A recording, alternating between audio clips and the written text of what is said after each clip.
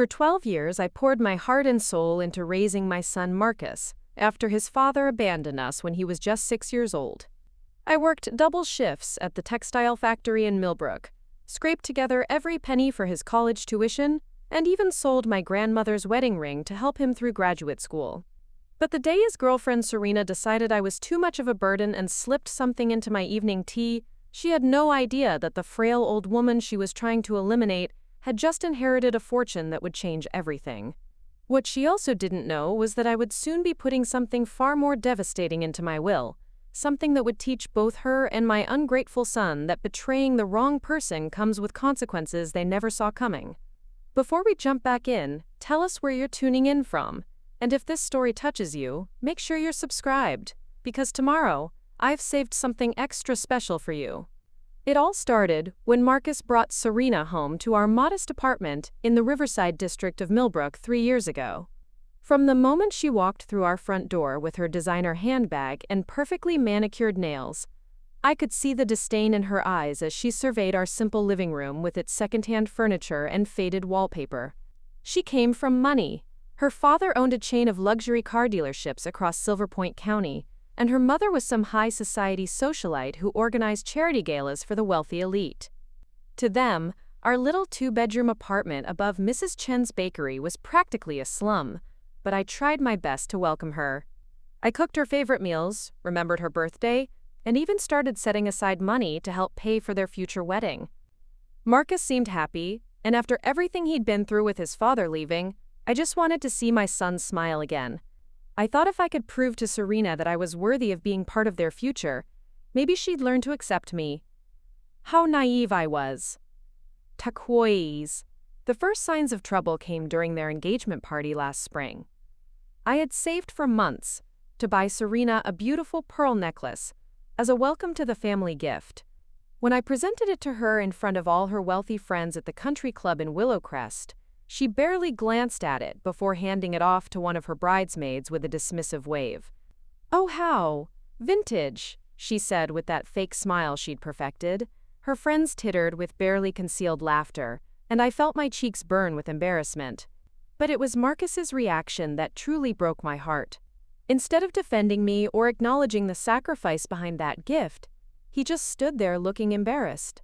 Embarrassed of me, his own mother, in front of his fiancé's social circle. Things got progressively worse after they got engaged. Serena started making subtle comments about how cramped our apartment was, how it would be impossible for them to visit with future children because there wasn't enough space. She'd wrinkle her nose when she came over, complaining about the smell of Mrs. Chen's baking wafting up from downstairs, even though that warm scent of fresh bread and pastries had been one of the few comforts I could afford during our leanest years. Then came the conversations about the future. Serena had grand plans for herself and Marcus, a sprawling house in the exclusive Maplewood Heights neighborhood, expensive cars, elaborate vacations to Europe. And in every one of these conversations, I was notably absent. When I'd ask Marcus about where I fit into their plans, he'd give me vague answers about figuring things out and taking things one step at a time. The writing was on the wall, but I refused to see it. I kept hoping that once they settled into married life, once they saw how much I loved Marcus and how much I could contribute to their happiness, things would change. I even started looking into smaller apartments, thinking maybe if I downsized and gave them some space, they'd appreciate having me nearby. I was still clinging to those delusions when Serena made her move. It was a Tuesday evening in late October. Marcus had called to say he'd be working late at his consulting job downtown, so it would just be Serena and me for dinner. She'd volunteered to cook, something she rarely did, and I was touched by what I thought was her effort to bond with me. She made a lovely dinner of roasted chicken and vegetables, and afterward, she insisted on preparing my evening tea while I cleaned up the dishes. "You work so hard, Mrs. Blackwood," she said with that syrupy, sweet voice she used when she wanted something. "Let me take care of you for once." I should have known something was wrong. Serena had never shown an ounce of genuine care for my well-being before. But I was so desperate for any sign of acceptance from her that I didn't question it. I sat in my favorite armchair, the one I'd bought at a garage sale 15 years ago, and gratefully accepted the steaming cup of chamomile tea she brought me. The tea tasted slightly bitter, but I assumed she'd just steeped it too long. I drank it all, chatting with her about wedding plans and how excited I was to officially become her mother-in-law. She nodded and smiled, but there was something cold in her eyes that I couldn't quite place. Within an hour, I started feeling dizzy. My vision blurred, and my heart began racing in a way that terrified me. I tried to call out to Serena, but my voice came out as barely a whisper. The last thing I remembered was her standing over me as I collapsed, her face showing not concern or panic, but something that looked almost like satisfaction. I woke up 3 days later in Millbrook General Hospital, with tubes down my throat and machines beeping all around me. The doctors said I'd had a severe reaction to a combination of medications I'd never taken in my life. They'd pumped my stomach and found traces of prescription drugs that could have killed me if Mrs. Chen hadn't found me unconscious on my kitchen floor and called an ambulance. But here's what Serena didn't know, as she stood there watching me collapse, probably calculating how quickly she could convince Marcus to sell my apartment and move on with their lives. 3 weeks before that poisoned tea, I'd received a call that changed everything. My dear friend Elena Vasquez, who I'd worked alongside at the textile factory for over 20 years, had passed away suddenly from a heart attack. Elena had been like a sister to me. We'd supported each other through divorces, celebrated our children's graduations together, and shared countless lunches in the factory break room, dreaming about retirement. Elena had no family, no children of her own, and in her will, she'd left everything to the person she considered her closest friend, me. Her modest house, her savings account, and most shocking of all, the winning lottery ticket she'd bought just 2 weeks before her death. A ticket worth $3.2 million that she'd hidden in her bedroom safe, too afraid to cash it herself. So while Serena thought she was eliminating a poor, powerless old woman who stood in the way of her perfect life, she'd actually just tried to murder a millionaire. And now that I knew exactly what kind of person my son had chosen to marry, I was going to make sure they both learned a lesson they'd never forget. The question wasn't whether I would survive. I already had. The question was what I was going to do with my newfound power and knowledge. And I had some very interesting ideas about how to handle my will. Preparing and narrating this story took us a lot of time, so if you are enjoying it, subscribe to our channel. It means a lot to us. Now back to the story. When I was finally discharged from Millbrook General Hospital after spending a week in the ICU, I looked like a shadow of my former self. The poisoning had taken a severe toll on my 64-year-old body. I'd lost 15 pounds, my hair had started falling out in clumps, and my hands shook constantly from the nerve damage caused by whatever cocktail of drugs Serena had slipped into my tea.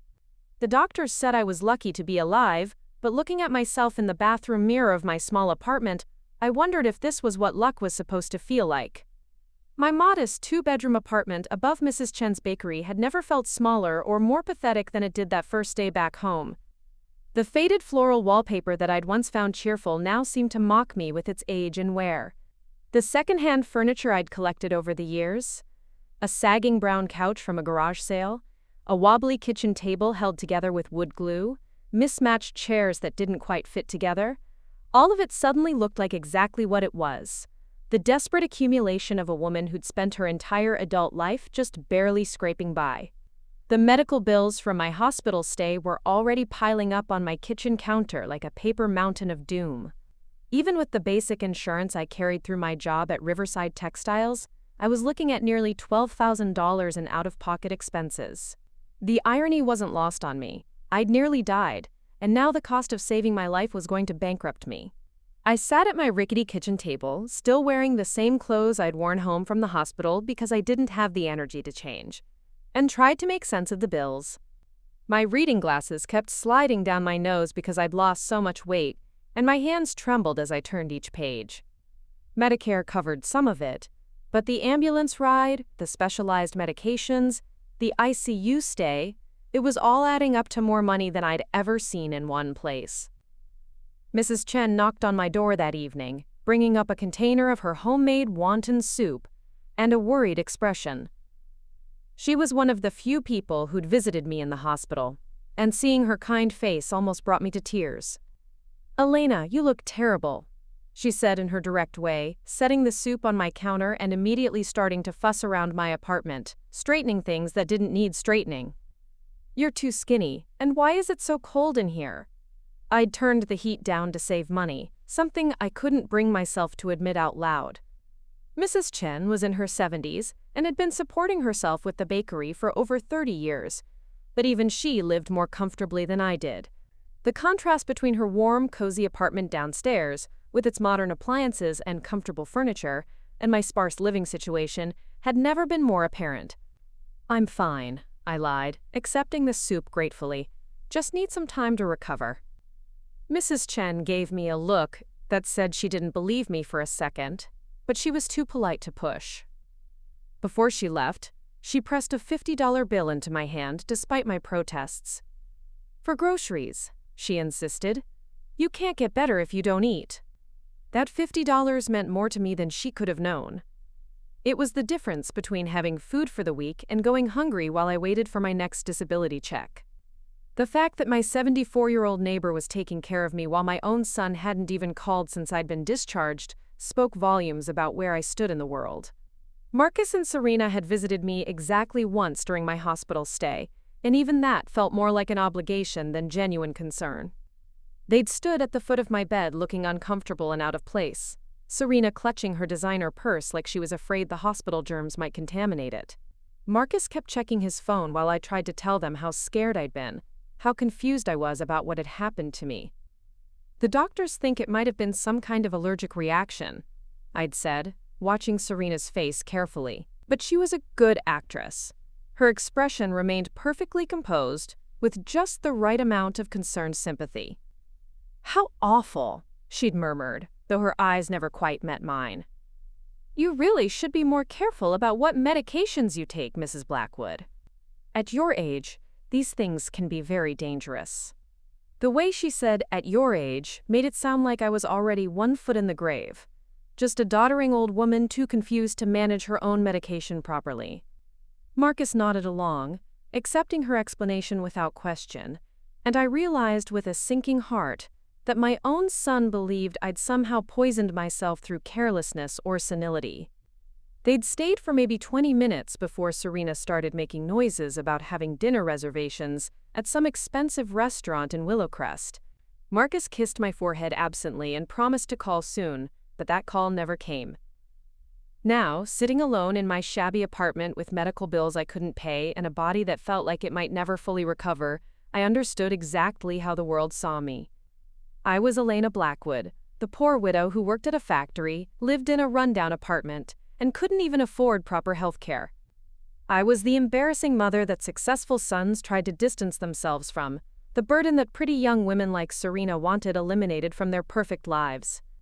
To everyone around me, my son, his fiancée, probably even the hospital staff, I was just another elderly woman whose best years were behind her. I was invisible, powerless, and apparently so insignificant that someone felt comfortable trying to murder me over a cup of tea. But as I sat there in my threadbare pajamas, surrounded by bills I couldn't pay, and evidence of a life that looked small and desperate from the outside, I held one piece of paper that told a completely different story. Hidden beneath the stack of medical bills was the letter from Elena Vasquez's attorney, confirming that I was now worth more than $3 million. The contrast between how I looked and what I was actually worth was almost laughable. Here I was, worrying about a $50 grocery bill while sitting on a fortune that could buy a dozen apartments like this one. But I wasn't ready to reveal that truth yet. I needed to see exactly how far Marcus and Serena would go in their treatment of what they believed was a helpless, impoverished old woman. I had a feeling I was about to learn some very uncomfortable truths about the people I'd trusted most. And when I did, that hidden fortune was going to become the foundation for a kind of justice they never saw coming. The first time I truly understood who Serena Blackthorne really was came during Marcus's 29th birthday dinner at La Bernardine, the most exclusive restaurant in downtown Millbrook.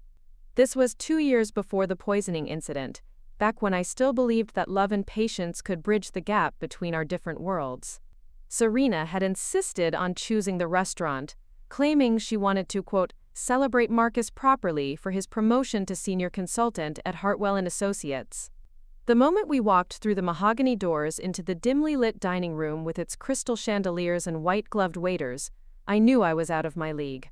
The cheapest entree on the menu cost more than I made in 2 days at the textile factory. Serena glided through the restaurant like she owned it, air-kissing the maitre d' and waving at several tables of well-dressed diners who clearly knew her family. She wore a black cocktail dress that probably cost more than my monthly rent, and her mother's diamond tennis bracelet caught the light every time she gestured. Everything about her screamed old money and social connections. The way she held her wine glass, how she pronounced French menu items with perfect accent, the casual way she mentioned that her family always vacationed in the Hamptons. I had worn my best dress, a navy blue number I'd bought at a department store 3 years earlier, and my grandmother's pearl earrings, the only real jewelry I owned. Sitting next to Serena, I felt like a moth next to a butterfly. "Elena, you simply must try the duck confit," Serena said, not bothering to look up from her menu. "Though I suppose you're more accustomed to simpler fare." The way she said simpler fare made it sound like I survived on table scraps. Marcus either didn't notice the condescension or chose to ignore it, too busy studying the wine list and trying to impress his girlfriend with his knowledge of vintages. When the waiter came to take our orders, Serena ordered for the table without consulting anyone. "We'll start with the oyster selection, then the duck confit for me, the lamb for Marcus, and—" She paused, finally glancing at me with a look that suggested she was trying to solve a problem. "Perhaps the chicken for Elena? It's quite affordable." The waiter nodded and swept away our menus before I could say that I'd actually wanted the fish. But protesting would have meant causing a scene, and I was already feeling conspicuous enough in this place where everyone seemed to know exactly which fork to use for each course. "So Elena," Serena said, leaning back in her chair and fixing me with what I now recognize as her predatory smile. "Marcus tells me you've been working at the textile factory for quite some time. How quaint. I imagine that kind of manual labor keeps you busy." She said manual labor, like it was something distasteful, something that decent people didn't discuss in polite company. Marcus shifted uncomfortably but said nothing to defend me. "I've been there 23 years, I replied, trying to keep my voice steady. "It's honest work, and it put Marcus through college." "Oh yes, the community college degree," Serena said with a tinkling laugh. "So resourceful of you to make that work." Of course, Marcus has really flourished since getting his master's degree. Thank goodness for student loans, right? Otherwise, who knows where he might have ended up. She made it sound like Marcus had pulled himself up by his bootstraps entirely on his own, conveniently forgetting that I'd worked double shifts for 2 years to help him pay those student loans off early. I'd sold my car and taken the bus to work for 6 months just to make an extra payment on his debt. The conversation continued in this vein throughout dinner. Serena would ask me seemingly innocent questions about my life, then twist my answers into examples of how different our worlds were. When I mentioned that I was proud of the small garden I kept behind our apartment building, she gushed about her family's estate gardens in Willowcrest and how they employed a team of professional landscapers. When I talked about enjoying old movies from the library, she mentioned the charity film premieres she attended and the directors she'd met personally. Every story I shared was met with a bigger, better, more expensive version from her life. It wasn't just one-upmanship, it was systematic demolition designed to make me feel as small and insignificant as possible while maintaining the veneer of polite conversation. "You know," Serena said as we waited for dessert, "I think it's wonderful how some people find contentment in simple lives. Not everyone can handle the pressures of real society. Some people are just built for quieter existences." Marcus nodded along like this was profound wisdom instead of a calculated insult. He'd been drinking expensive wine all evening and seemed mesmerized by Serena's sophisticated commentary on everything from art to politics to the right neighborhoods in the city. But it was during dessert that I saw the true depths of Serena's cruelty. The waiter had brought me a slice of chocolate cake, apparently Serena's choice for me, and I was enjoying it when she suddenly leaned forward with a concerned expression. "Elena, darling, you have a little chocolate right there," she said, pointing to the corner of her own mouth. I reached for my napkin, but she was already standing up. "Here, let me help you," she said loudly enough for nearby tables to hear. Before I could stop her, she grabbed her napkin and began wiping at my face like I was a child who couldn't clean herself properly. The humiliation was instant and complete. Other diners turned to stare at the strange scene of a young woman cleaning an older woman's face in the middle of an upscale restaurant. I felt my cheeks burn with embarrassment as Serena made a show of being helpful and caring while actually treating me like an invalid. "There we go," she said sweetly, sitting back down as if nothing unusual had happened. "Much better." Marcus just smiled indulgently at what he apparently saw as his girlfriend's kindness. He had no idea that she just publicly infantilized his mother in front of dozens of strangers. Later, as we waited for the valet to bring around Serena's BMW, she'd insisted on driving us all home for safety. She pulled Marcus aside for what she thought was a private conversation. But sound carries in parking garages, and I heard every word. "Darling, your mother is sweet, but we really need to think about boundaries," she said in that same syrupy tone she'd used all evening. I mean, tonight was a bit embarrassing, wasn't it? The way she didn't know how to order, how she ate so enthusiastically. And that dress? My God, where does she even shop? "She's just not used to places like this," Marcus replied, but his voice lacked conviction. "Exactly my point," Serena continued. "When we get married, when we start moving in the right social circles, we'll need to be more selective about these family gatherings. I'm not saying we cut her out completely, but perhaps more casual settings would be better? Somewhere she'd be more comfortable?" Marcus murmured something I couldn't quite hear, but his tone suggested agreement. My heart sank as I realized that my son was already beginning to see me through Serena's eyes, as an embarrassment to be managed rather than a mother to be loved. As we drove home that night, sitting in the backseat of Serena's luxury car, while she and Marcus discussed weekend plans that notably didn't include me, I began to understand that this wasn't just about class differences or social awkwardness. This was about power and control.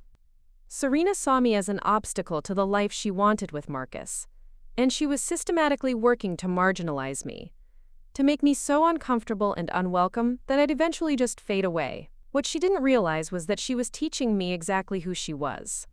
And someday, when the moment was right, I was going to use that knowledge in ways she never could have imagined. After that dinner at Le Bernardin, Serena's campaign against me shifted into a higher gear. What had been subtle jabs and veiled condescension evolved into a systematic pattern of exclusion and humiliation that grew bolder with each passing month. She seemed to take perverse pleasure in finding new ways to remind me of my place in their increasingly exclusive world. The first major escalation came during Marcus's company Christmas party at the Grandview Country Club in Maplewood Heights. I had been looking forward to this event for weeks, excited to meet Marcus's colleagues and see him in his professional environment. I'd even splurged on a new dress, a modest black number from Macy's, that cost me nearly 2 weeks' worth of groceries, and had my hair done at the beauty school where students practiced for free. Serena had volunteered to coordinate our arrival, suggesting we all ride together in her father's Mercedes. I should have known something was wrong when she insisted on picking me up 30 minutes later than she'd told Marcus we were leaving. "Oh, Elena, you look interesting," she said when I answered my door, her eyes scanning my outfit with barely concealed amusement. "Is that from JCPenney? How vintage chic of you." We arrived at the country club 45 minutes after the cocktail hour had begun. The elegant ballroom was already filled with well-dressed couples mingling around high-top tables, and Marcus was nowhere to be seen. Serena immediately disappeared into the crowd, air-kissing her way through a group of women who looked like they'd stepped out of a magazine, leaving me standing alone by the entrance like a lost tourist. I eventually found Marcus deep in conversation with several other consultants near the bar. When he saw me approaching, I caught something that looked almost like panic flash across his face before he quickly composed himself. "Mom!" "There you are," he said, but his embrace felt stiff and perfunctory. "Everyone, this is my mother, Elena." The introductions were polite but cool. These were people who belonged to the same social stratum as Serena. Their wives wore designer gowns and real jewelry. Their conversations centered around ski trips to Aspen and summer houses in the Berkshires. I tried to contribute to their discussions, but every attempt fell flat. When I mentioned enjoying community theater productions in Millbrook, They exchanged glances that clearly communicated their opinion of small-town entertainment.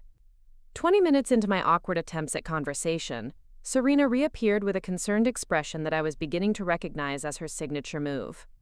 "Elena, honey, you look a little overwhelmed," she said loudly enough for the entire group to hear. "Why don't I help you find somewhere quiet to sit down? These events can be so draining when you're not used to them." Before I could protest, she had taken my arm and was steering me away from Marcus and his colleagues toward a small table in the corner near the kitchen doors, essentially the least desirable spot in the entire ballroom. Other guests had to squeeze past our table to reach the restrooms, and the constant traffic made conversation impossible. "There," Serena said, settling me into my chair like I was an elderly patient. "Much better. You'll be more comfortable here, away from all that standing and networking. I'll make sure the waiters know to bring you whatever you need." She left me there for the rest of the evening. From my corner table, I watched Marcus work the room with Serena at his side, introducing her to partners and clients as his fiancée.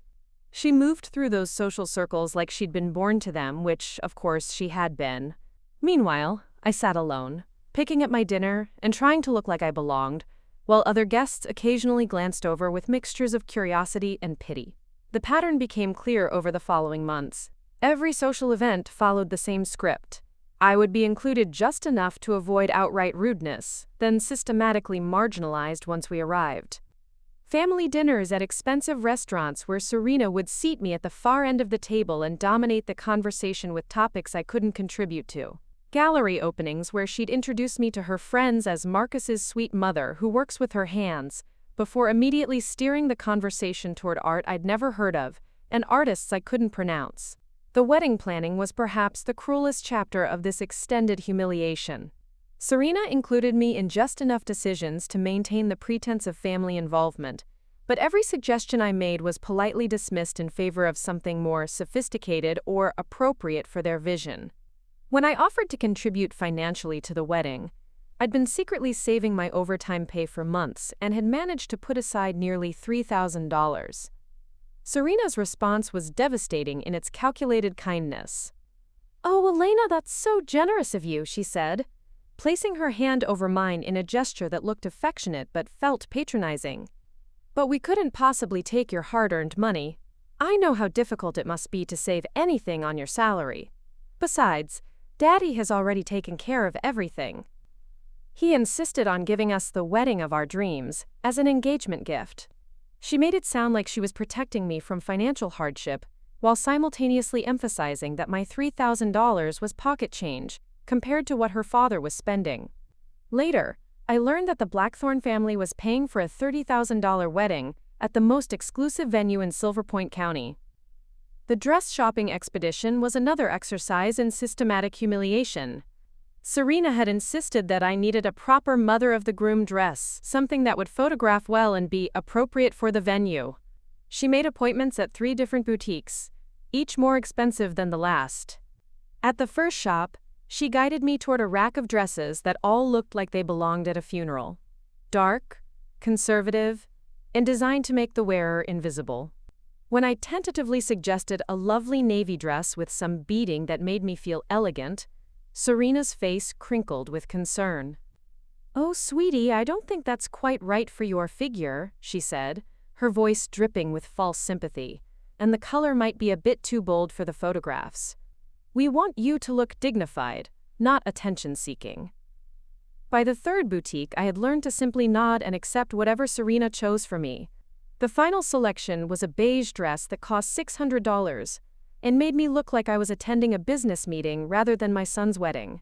Serena gushed about how appropriate and timeless it was, while I stood in front of the 3-way mirror feeling completely erased.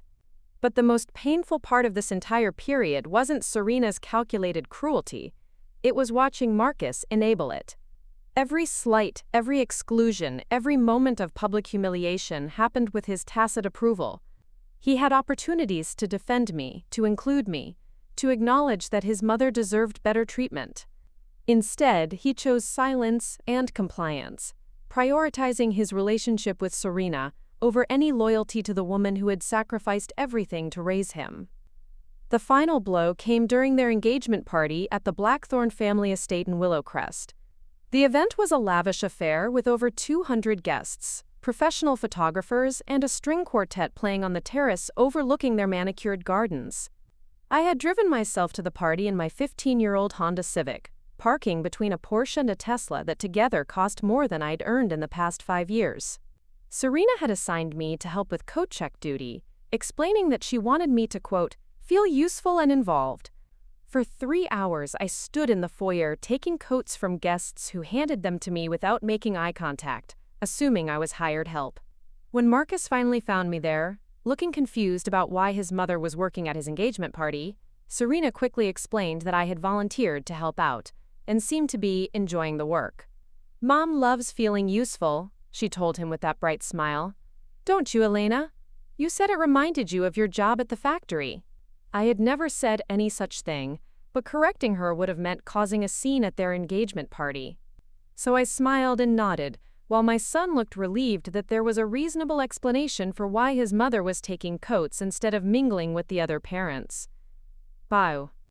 By the time I drove home that night, still wearing my cheap dress and smelling like other people's expensive perfumes, I finally understood that this wasn't going to get better. Serena wasn't going to suddenly develop maternal feelings toward me, and Marcus wasn't going to grow a backbone and stand up for his mother. I was going to be systematically erased from their lives, relegated to the role of embarrassing relative who was tolerated rather than loved. What neither of them realized was that each humiliation, each calculated slight, each moment of public degradation, was teaching me exactly who they really were. And someday soon, when the moment was right, they were going to discover that the powerless old woman they'd been tormenting had more strength than they ever imagined. The breaking point came on a rainy Thursday evening in March, just 3 weeks before Marcus and Serena's wedding. I had been battling a particularly severe bout of pneumonia that had kept me bedridden for nearly 2 weeks. The doctor at the community clinic had warned me that at my age, pneumonia could be dangerous, and I needed to rest completely and take my antibiotics religiously. But I was terrified of missing work. Even one unpaid sick day meant choosing between groceries and utilities. Mrs. Chen had been bringing me soup and checking on me daily, but I was still weak and shaky when I finally felt well enough to venture out. The first thing I wanted to do was see Marcus. I hadn't heard from him since I'd gotten sick, despite leaving several voicemails explaining that I was in the hospital for 2 days and asking him to call me back. I decided to surprise him at his apartment in the Harbor District, a trendy converted warehouse complex where young professionals paid 3 times my monthly rent for the privilege of exposed brick walls and floor-to-ceiling windows. I'd only been there a handful of times. Serena always seemed to find reasons why meeting at my place or neutral locations would be more convenient. I took 2 buses to get there, still feeling dizzy and exhausted from my illness. The March wind cut through my thin coat as I walked the 4 blocks from the bus stop, and by the time I reached Marcus's building, I was coughing again and probably looked as sick as I felt. The doorman, recognizing me from previous visits, let me up without calling ahead. "It's AT." I knocked on apartment 4B and waited, hearing voices and laughter from inside. When the door opened, I was greeted not by Marcus but by Serena, wearing a silk robe and looking like she'd just stepped out of a spa. Her expression shifted from surprise to poorly concealed annoyance in the space of a heartbeat. "Elena," she said, not moving aside to let me in. "What are you doing here?"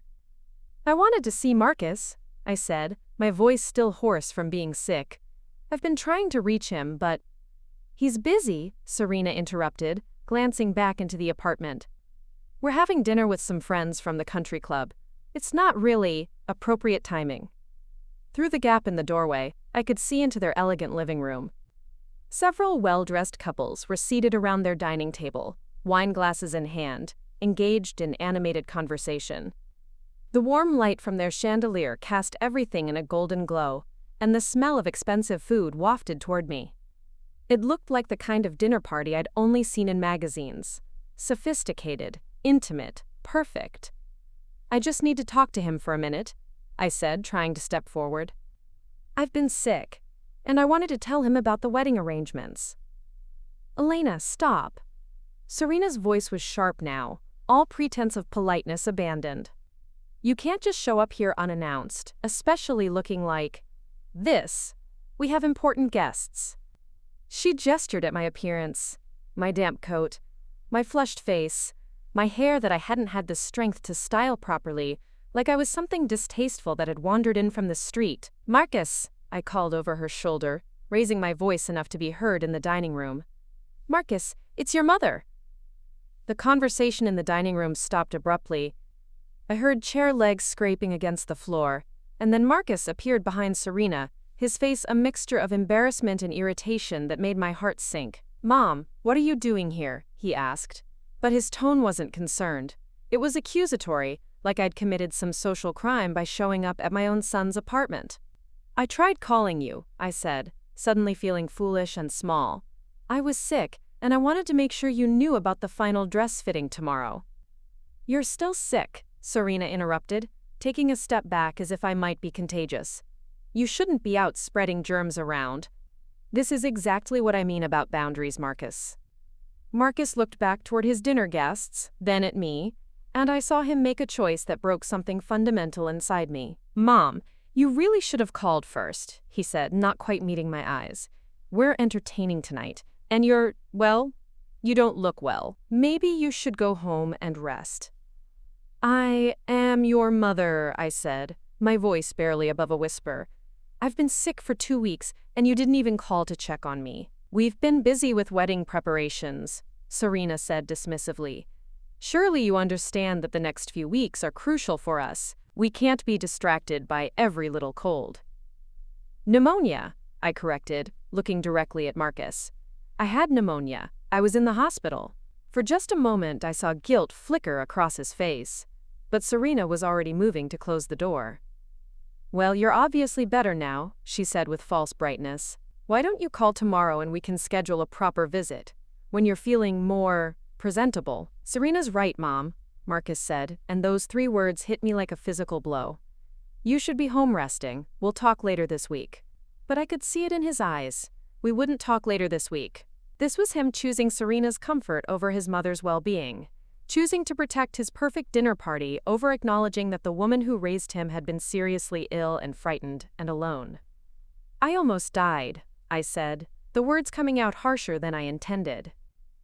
2 weeks ago, I was in the emergency room because I couldn't breathe, and you didn't even know because you never called me back." The hallway fell silent except for the muffled sounds of the dinner party continuing in the background. Someone laughed at something, and the sound felt like mockery. Marcus shifted uncomfortably. "Mom, you're being dramatic. If it was that serious, someone would have called me." "Who?" I asked, my voice rising despite my efforts to stay calm. "Who would have called you, Mrs. Chen? The hospital." "I'm 64 years old, Marcus, and you're the only family I have. When they asked for an emergency contact, your number was the only one I could give them." Serena rolled her eyes dramatically. "This is exactly the kind of emotional manipulation I was talking about," she said to Marcus, as if I weren't standing right there. "Making us feel guilty for having a life just because she's needy." The word needy hung in the air like a slap. After everything I'd done, every sacrifice I'd made, every hour I'd worked to give Marcus the life he now lived, I was needy for wanting my son to care whether I lived or died. "I should go," I said quietly, backing away from the door. But I wasn't done. Something inside me snapped, and for the first time in years, I stopped swallowing my pride and my hurt. "But Marcus," I continued, my voice steady now despite the tears streaming down my face, "I want you to remember this moment. I want you to remember that when your mother came to you sick and scared and needing comfort, you turned me away because I embarrassed you in front of your friends. I want you to remember that you chose her opinion over my life." Marcus's face flushed red. "Mom, you're making a scene." "Yes, I am," I said louder now. "Because apparently making a scene is the only way to get my son's attention. I spent 30 years putting your needs first, working myself to the bone to give you opportunities I never had, and this is what I get in return? A fiancé who treats me like garbage and a son who's too weak to stand up for his own mother." "That's enough," Marcus shouted, loud enough that the conversation in the dining room stopped again. You're out of line, and you're embarrassing yourself. Serena is going to be my wife. And if you can't respect that, then maybe you need to think about what role you want to play in our lives going forward. The threat was clear, and it was devastating. Shape up and accept your diminished status, or lose your son entirely. I see, I said softly. So this is my choice? Accept being treated like a servant in my own son's life? Or lose him completely? No one's treating you like a servant, Serena said with exaggerated patience. We're just asking for appropriate boundaries. Surely you can understand that. I looked at Marcus one last time, hoping to see some sign of the boy I'd raised, the child who used to curl up next to me when he had nightmares, who used to tell me I was the best mom in the world. But that boy was gone, replaced by a man who was ashamed of where he came from and willing to sacrifice his mother's dignity for social acceptance. You're right, I said finally. I do need to think about what role I want to play in your lives going forward. I turned and walked toward the elevator, my back straight despite the weight of their rejection crushing down on me. Behind me, I heard Serena murmur something to Marcus about handling the situation better next time, and him apologizing to her for my behavior. As the elevator doors closed, I caught a glimpse of them returning to their dinner party, already moving on from the inconvenient interruption I'd caused. Within minutes, they'd be back to their wine and laughter and sophisticated conversation, while I rode the bus home alone to my empty apartment, coughing and shivering, and finally understanding that I truly had no place in my son's new life. But what Marcus and Serena didn't know as they settled back into their perfect evening was that I'd already started thinking about what role I wanted to play going forward. And it wasn't going to be the role of the grateful, invisible mother who accepted whatever scraps of affection they threw my way. That night, as I sat in my kitchen with a cup of tea and Elena Vasquez's inheritance paperwork spread out in front of me, I began planning for a very different kind of future, one where my value wouldn't be determined by people who had forgotten what love and loyalty actually meant. The morning after Marcus turned me away from his apartment, I woke up with a clarity that surprised me. The hurt was still there, sharp and persistent like a broken rib that catches your breath every time you move, but underneath it was something I hadn't felt in years: determination. For the first time since Serena had entered our lives, I stopped asking myself what I could do to fix our relationship and started asking what I could do to protect myself. I called in sick to work at Riverside Textiles, something I rarely did even when I was genuinely ill, and spent the morning going through every document Elena Vasquez had left me. Her attorney, Mr. Benjamin Ashworth, had been patient but persistent in his attempts to schedule a meeting about the inheritance details, but I'd been so focused on Marcus's wedding and my deteriorating relationship with Serena that I'd kept postponing our appointment. Now, sitting at my kitchen table with Elena's papers spread out like a treasure map, I realized I'd been looking at everything backwards. While I'd been desperately trying to earn acceptance from people who saw me as worthless, I'd been ignoring the fact that I was no longer the powerless woman they believed me to be. Elena Vasquez had been my closest friend at the textile factory for over 2 decades. We'd started on the same day, 2 young mothers trying to support our families after disappointing marriages. While my ex-husband had simply abandoned us, Elena's husband had died in a construction accident, leaving her with medical bills and a mortgage she couldn't manage alone. We'd bonded over packed lunches and shared overtime shifts, celebrating our children's small victories and commiserating over the endless struggle to make ends meet. What I hadn't known about Elena, what none of us at the factory had known, was that she'd inherited a small piece of property from her grandmother years earlier. It was just a few acres of seemingly worthless land outside Millbrook, too far from town to develop, and too rocky for farming. Elena had paid the property taxes on it faithfully for 30 years, occasionally joking that she was keeping it as her retirement plan, even though it generated no income. Then, 6 months before her sudden heart attack, everything changed. The state announced plans for a new highway interchange that would run directly through Elena's property. Overnight, her worthless land became incredibly valuable. The state offered her $400,000 for the eminent domain purchase, but that was just the beginning. The remaining portion of her property, now perfectly positioned for commercial development, caught the attention of several major retailers. Within weeks, Elena found herself in a bidding war between a luxury hotel chain and a shopping center developer. The final sale price was $2.1 million, money that Elena barely had time to process before her heart gave out. But Elena's surprises didn't end with the land sale. 2 weeks before her death, she'd done something completely out of character. She'd bought a lottery ticket. Not just any lottery ticket, but a $50 ticket for the state's biggest jackpot drawing. Elena, who had never gambled so much as a quarter on anything, had felt compelled to buy that ticket with her first payment from the land developers. The jackpot was $8.7 million. Elena had won it all, but she'd been too scared to claim the prize. She'd hidden the winning ticket in her bedroom safe, along with her will and the documentation of her land sale. She'd died 3 days before she was supposed to meet with a financial advisor about claiming her lottery winnings. According to the paperwork spread across my kitchen table, I was now the sole beneficiary of Elena's entire estate: the money from the land sale, her modest savings account, her small house in the Riverside district, and, most incredibly, the unclaimed lottery ticket that was still valid for another 4 months. The total value was staggering: $3.2 million after taxes and fees.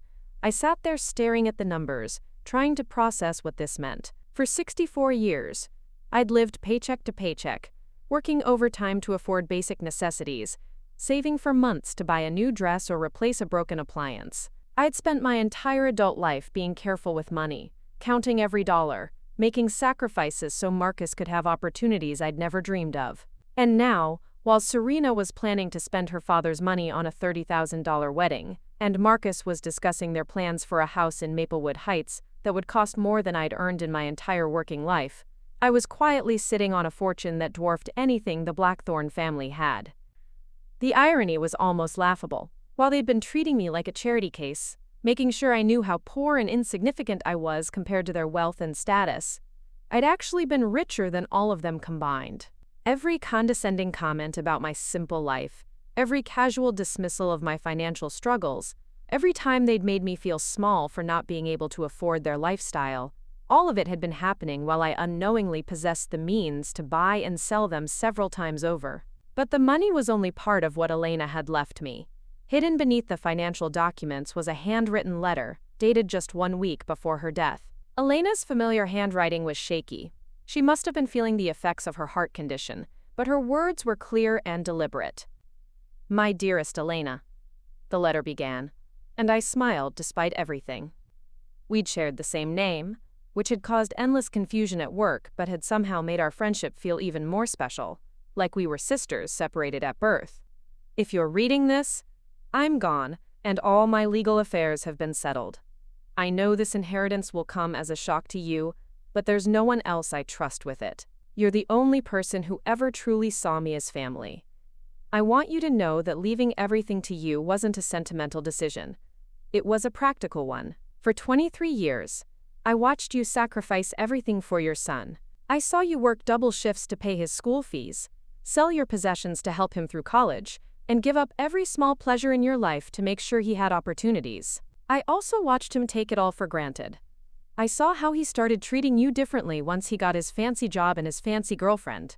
I noticed how he stopped calling as often, stopped visiting, stopped acknowledging the woman who made his success possible. It broke my heart to watch you bend over backwards for someone who seemed to forget what you'd done for him. This money isn't just a gift, Elena. It's power. It's the power to choose how you want to be treated. The power to set boundaries. The power to live your life on your own terms instead of constantly trying to earn love from people who should give it freely. Use it wisely, but more importantly, use it to protect yourself. Don't let anyone make you feel small or worthless, ever again. You deserve so much better than what you've been accepting. With all my love and respect, Elena Vasquez. P.S. The lottery ticket is in the envelope marked Emergency Fund. I was too scared to claim it myself, but I trust you'll know what to do with it. I sat there with tears streaming down my face, holding the letter from the one person who had truly understood what I was going through. Elena had seen everything. Marcus's gradual abandonment, my desperate attempts to maintain our relationship, the way I'd been slowly erasing myself to avoid conflict with Serena. She'd also seen my worth when I'd forgotten it myself. I walked to my bedroom and looked at myself in the mirror. Really looked for the first time in months. What I saw wasn't the pathetic, needy woman that Serena and Marcus had convinced me I was. What I saw was a 64-year-old woman who had survived abandonment, raised a child alone, worked for 43 years to support her family, and somehow maintained her kindness and generosity, despite being taken advantage of repeatedly. I saw a woman who deserved better than she'd been getting. That afternoon, I called Mr. Ashworth and scheduled an appointment for the following day. I also called the Lottery Commission to verify the claim process for Elena's winning ticket. Both conversations confirmed what the paperwork had already told me. I was about to become a very wealthy woman, but I wasn't ready to reveal this information yet. Marcus and Serena had shown me exactly who they were when they thought I was powerless. Now I wanted to see what they would do when they believed I was completely defeated. I suspected that with their wedding just 3 weeks away and my dramatic exit from their dinner party fresh in their minds, they might be feeling emboldened to take their treatment of me to an even crueler level. If they did, I wanted to witness it. I wanted to see just how low they were willing to go when they thought there would be no consequences for their actions. Because once I had a complete picture of their character, I was going to introduce them to a version of Elena Blackwood they'd never imagined existed. A version with the power to change their lives forever. The only question was whether that change would be for better or worse. That choice, I realized with a smile, was entirely up to them. My meeting with Benjamin Ashworth took place in his law office on Oak Street, in one of those grand old buildings that spoke of established money and serious business. I'd taken the morning off work, telling my supervisor at the textile factory that I had a medical appointment, which wasn't entirely untrue, considering that this meeting was about to cure the financial illness that had plagued me my entire adult life. Mr. Ashworth was a distinguished man in his early 60s, with silver hair and the kind of expensive suit that whispered rather than shouted about wealth. His office was lined with law books and filled with the kind of antique furniture that suggested his family had been practicing law in Millbrook for generations. When his secretary showed me into his office, I felt underdressed in my best work blouse and the navy blazer I'd bought 3 years ago for Marcus's college graduation. "Mrs. Blackwood," he said, rising from behind his mahogany desk and extending his hand with genuine warmth. "I'm so sorry for your loss. Elena Vasquez spoke of you often, and always with tremendous affection and respect." "She was my dearest friend," I replied, accepting his firm handshake. "I still can't believe she's gone." Mr. Ashworth gestured for me to sit in one of the leather chairs facing his desk, then returned to his own seat and opened a thick file folder that had my name written on the tab in Elena's familiar handwriting. "I imagine this inheritance has come as quite a shock," he said, adjusting his wire-rimmed glasses. Elena was very private about her financial affairs, even with those closest to her. But she was also very deliberate about her decision to name you as her sole beneficiary.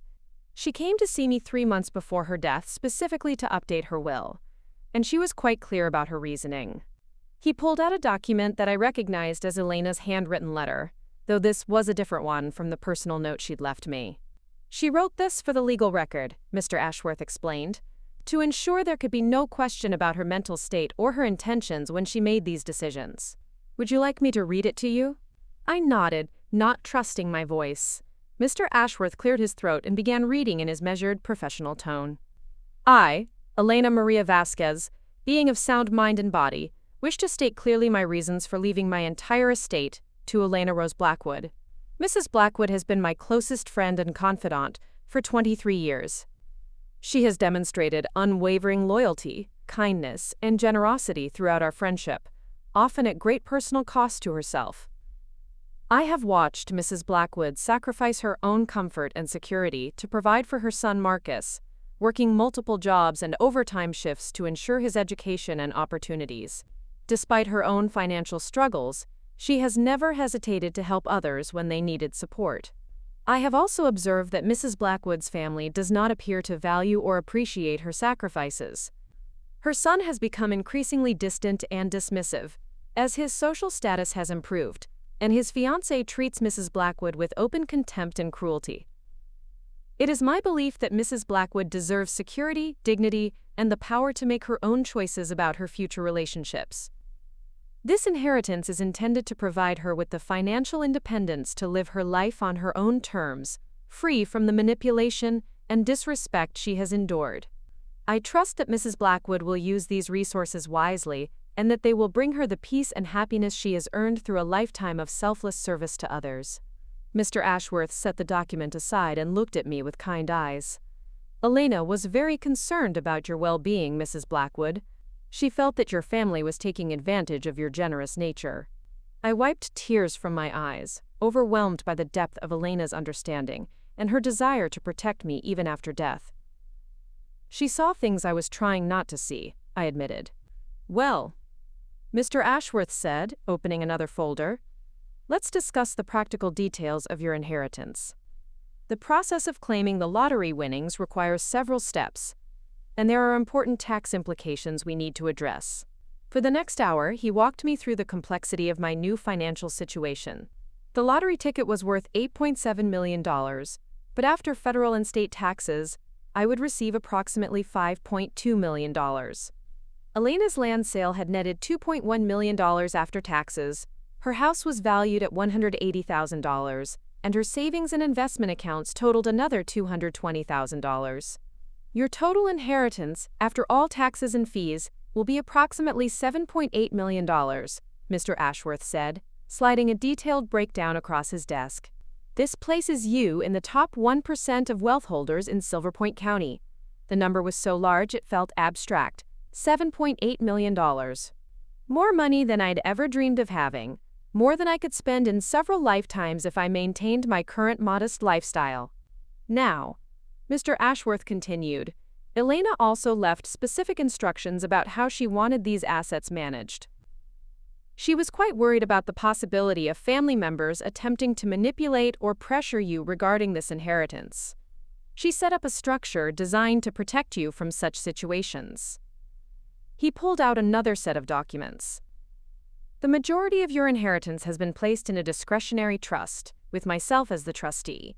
This means that while you are the sole beneficiary and have complete control over how the money is used, there are certain legal protections in place. For instance, the assets cannot be seized by creditors, and they cannot be claimed by family members in the event of disputes or lawsuits."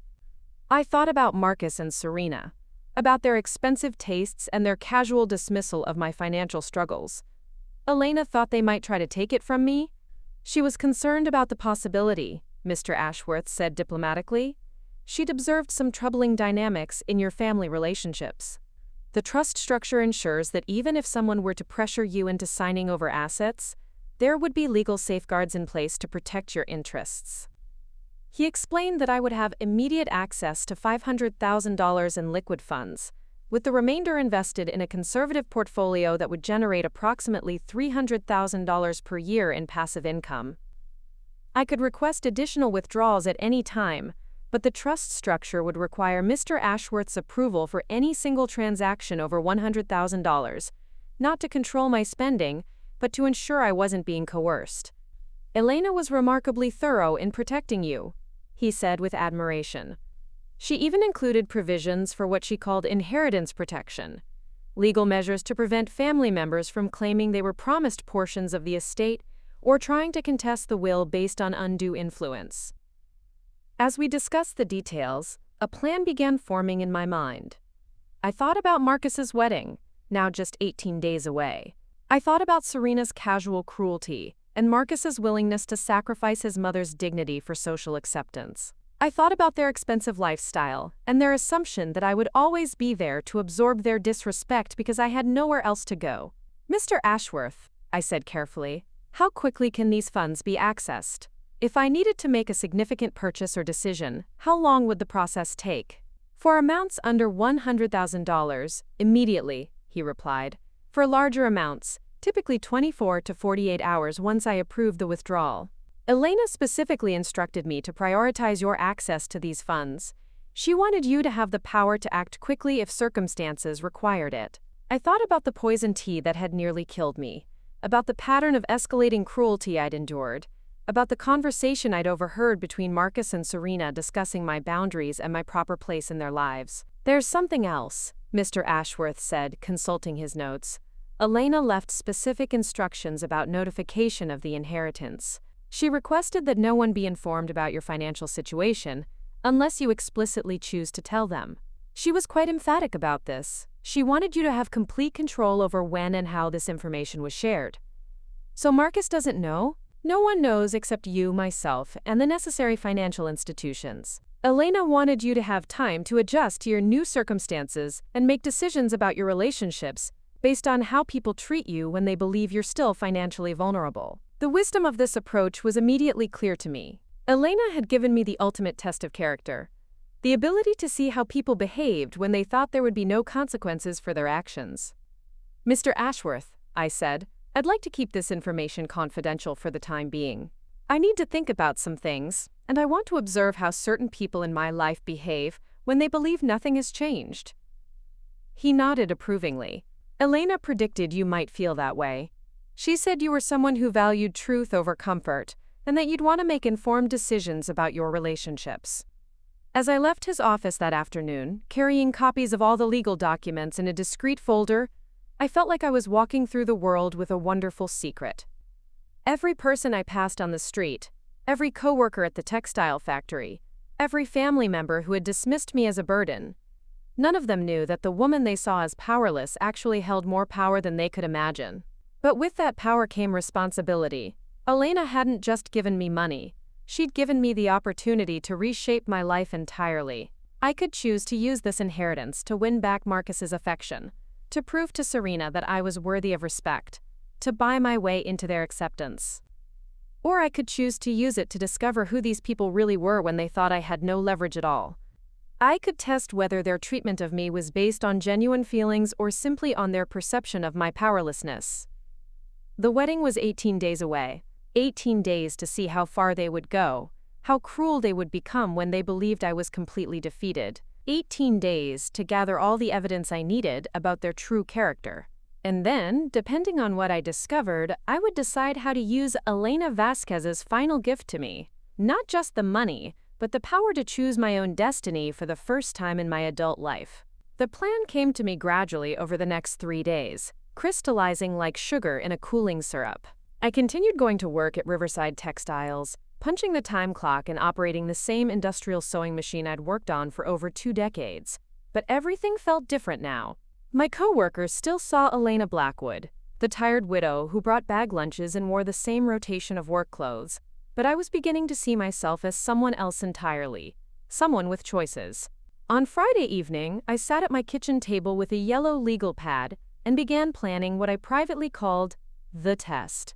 If Marcus and Serena were going to reveal their true characters, I needed to create the perfect conditions for them to do so. The wedding was now 15 days away, and I suspected that the stress of final preparations, combined with their belief that I was completely defeated after our last encounter, might prompt them to take their treatment of me to new extremes.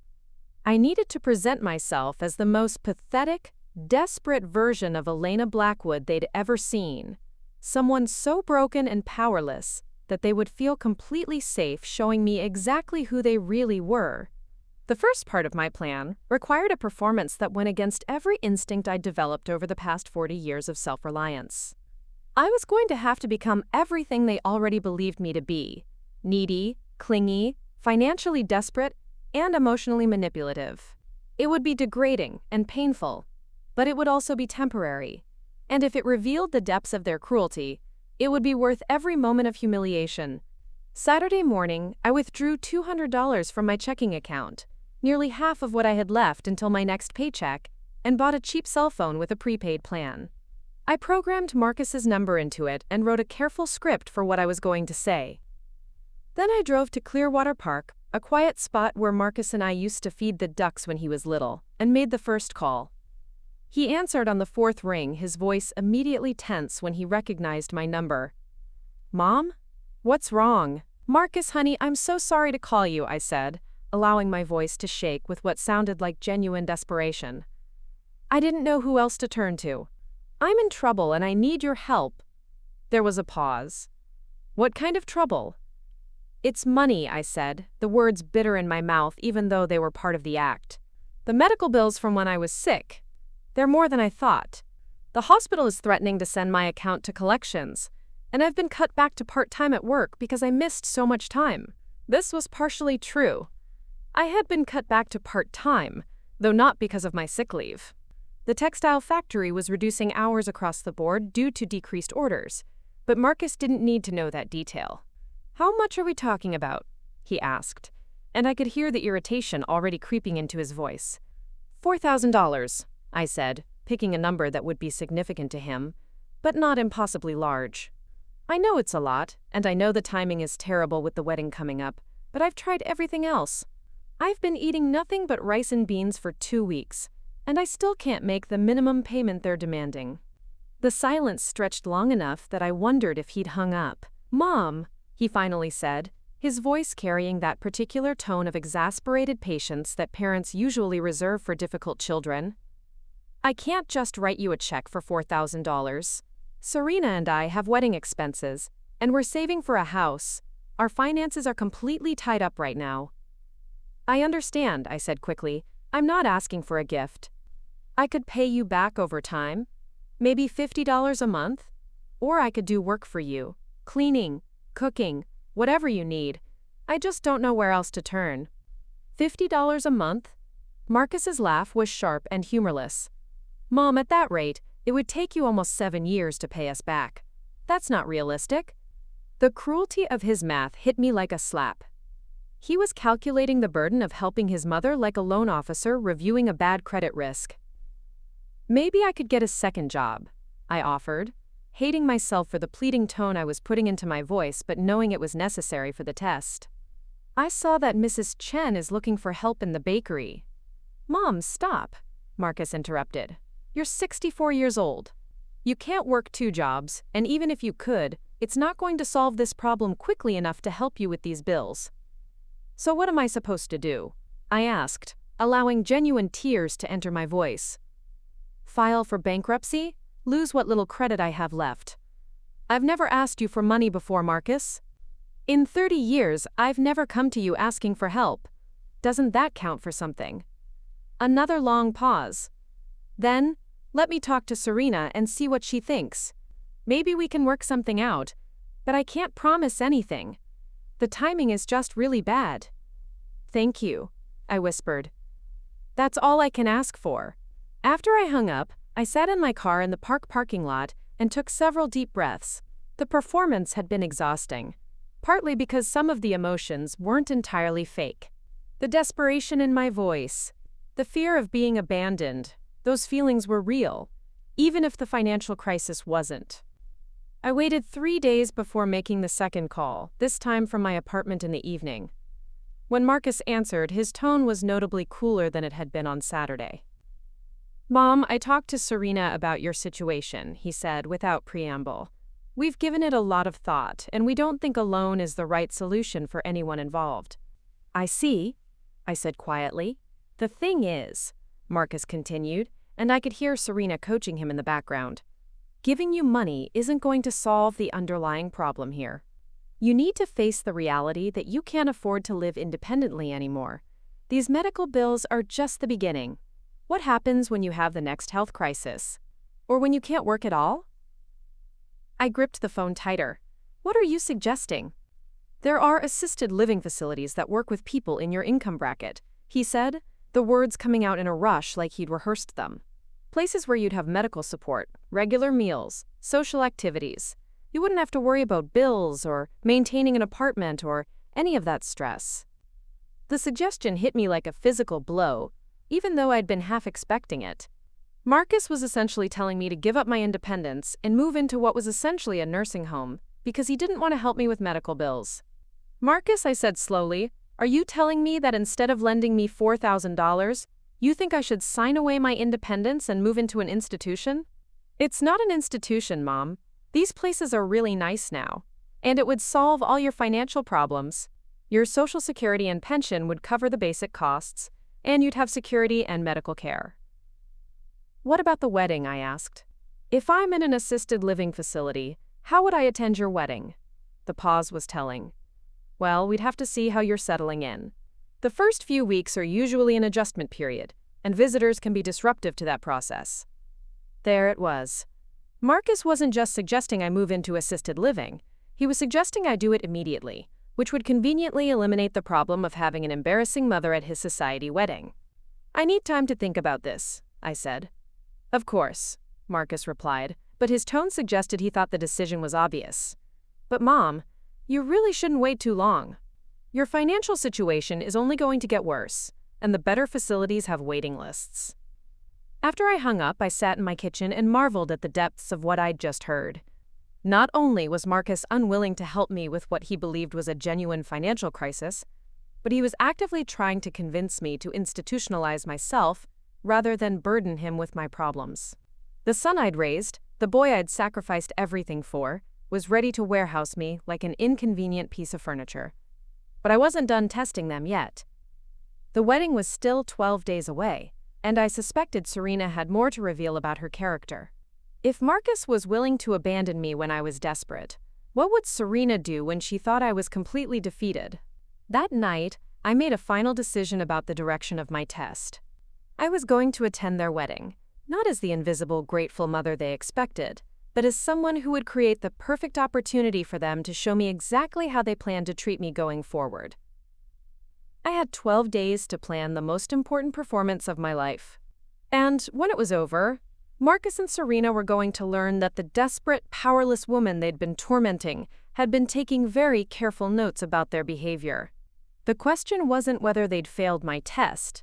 They already had, spectacularly. The question was what I was going to do with the results. As I reviewed my notes from the past few days, one thing became crystal clear. Elena Vasquez had been right about everything. My family didn't value me, respect me, or love me in any meaningful way. They saw me as a burden to be managed, a problem to be solved, an embarrassment to be hidden. Now it was time to show them what a real problem looked like. The week before the wedding, I put the final pieces of my plan into motion. I had decided that Serena deserved one last opportunity to reveal the depths of her character, and I was going to create the perfect stage for her performance. What I had in mind would require careful timing, flawless acting, and the kind of vulnerability that would make even a decent person feel uncomfortable. For someone like Serena, it would be irresistible. Tuesday afternoon, I called Marcus from work during my lunch break, using the factory's old payphone so the call would be traced to Riverside Textiles rather than my apartment. My voice was hoarse from a genuine bout of crying I'd allowed myself the night before, tears of grief for the relationship I'd lost with my son, but tears that would serve my purposes now. Marcus, I've been thinking about what you said, I began, not bothering with pleasantries. About the assisted living facility. You're right. I can't keep living like this, pretending I can handle everything on my own. I could hear the relief in his voice immediately. Mom, I'm glad you're being realistic about this. It's really the best option for everyone. I know it is, I said, injecting just the right amount of defeated resignation into my tone. But I have one last request before I start making arrangements. I'd like to attend your wedding. I know it might be awkward, given everything that's happened, but it would mean so much to me to see you married before everything changes. The pause that followed was long enough for me to count to 15. When Marcus finally spoke, his voice carried that familiar note of exasperation. Mom, I don't know if that's such a good idea. The wedding is going to be stressful enough without having to worry about me embarrassing you? I finished for him, allowing hurt to creep into my voice. Marcus, I understand that I don't fit into your new life. I get that I'm not the kind of mother you want your friends to meet. But this is your wedding. I'm your mother. Surely I deserve to be there for that. It's not about deserving, he said quickly, though we both knew that was exactly what it was about. It's about what's practical. If you're planning to move into assisted living right after the wedding, wouldn't it be easier to just start fresh? Make a clean break? The phrase clean break hit me like a slap, though I'd been expecting something like it. Marcus wasn't just trying to exclude me from his wedding. He was trying to write me out of his life entirely. Please, I said, and the desperation in my voice was real, even if the circumstances weren't. Let me have this one day. Let me see my son get married, and then I'll go quietly. I'll move into whatever facility you think is best, and I won't be a burden to you anymore. Just give me this one last memory to hold on to. Another long pause. I'll have to talk to Serena about it. Of course, I said softly. I wouldn't want to upset her on her special day. Thursday evening, Serena called me herself. I'd been expecting this. She wouldn't be able to resist the opportunity to deliver the final blow personally. Her voice was saccharine sweet, the tone she used when she wanted to appear reasonable while saying something particularly cruel. Elena, honey, Marcus told me about your conversation, she began, and I could picture her perfectly manicured nails tapping against whatever expensive surface she was sitting at. I want you to know that we've given this a lot of thought, and we've come up with what we think is the perfect solution. I'm listening, I said. Well, we absolutely want you at the wedding, she continued, though her tone suggested otherwise. You're Marcus's mother, and despite everything that's happened, we believe family is important. But we also want to make sure you're comfortable and not overwhelmed by all the social obligations. I waited, knowing there was more coming. So we've arranged for you to attend the ceremony itself, the church service. But we think it might be best if you skip the reception afterward. The country club can be quite overwhelming, and there will be a lot of people you don't know. We wouldn't want you to feel out of place or uncomfortable. The suggestion was breathtaking in its calculated cruelty. They were willing to let me watch my son get married, but they didn't want me at the celebration afterward. I would be allowed to witness the ceremony like any other random guest, then dismissed before the real festivities began. I see, I said carefully, and where would I go after the ceremony? Well, that's the other part of our solution, Serena said, her voice brightening like she was announcing good news. We've already contacted Sunset Manor. It's that lovely assisted living facility in Riverside that Marcus mentioned. They have an opening next week, and we've arranged for you to move in on Saturday, the day after the wedding. Isn't that perfect timing? Perfect timing. She was talking about institutionalizing me like it was a vacation package she'd booked. So I would attend the ceremony Saturday afternoon, then go home and pack up my entire life that evening? I asked. Exactly, Serena said with enthusiasm that made my skin crawl. The timing works out beautifully. You'll get to see Marcus married, and then you can start your new life immediately. No awkward transition period. No time to second-guess yourself. Clean and simple. There was that phrase again, clean. They wanted to clean me out of their lives like I was a stain on their perfect future. What about my apartment? My belongings? I've lived there for 12 years. Oh, don't worry about any of that, Serena interrupted. Marcus and I will take care of everything. We'll go through your things and determine what you can take to the facility and what needs to be disposed of. You won't have to deal with any of the stress. She was talking about throwing away my life like it was garbage cleanup. Every photograph, every piece of furniture, every small possession that held memories, they would dispose of it all while I was safely tucked away in Sunset Manor. That's very generous of you, I managed to say. We just want what's best for you, Serena replied, though her tone suggested she was already mentally redecorating my apartment. And honestly, Elena, this arrangement will be so much better for everyone. You'll have professional care, regular meals, social activities with people your own age. And Marcus and I can start our marriage without worrying about, well, without having to manage your situation. Manage my situation. That's what I had become to them. A situation to be managed rather than a person to be loved. There is one small thing, Serena continued, and I could hear the barely contained excitement in her voice. The facility does require a security deposit and first month's payment up front. It's about $3,500. I know that's probably a stretch for you right now, especially with your medical bills, but Marcus and I would be happy to loan you the money. Consider it our wedding gift to you, helping you get settled into your new life. The audacity was stunning. They were asking me to pay them for the privilege of being exiled from my son's life.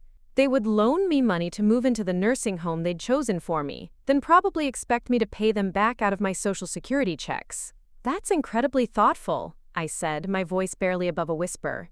You've really thought of everything. We have, Serena agreed, clearly pleased with herself. I think you'll find that this arrangement works out so much better than trying to maintain your independence when it's clearly becoming too difficult for you. After I hung up, I sat in my kitchen and marveled at what I'd just heard. Serena hadn't just revealed her cruelty. She'd unveiled a level of calculated malice that took my breath away.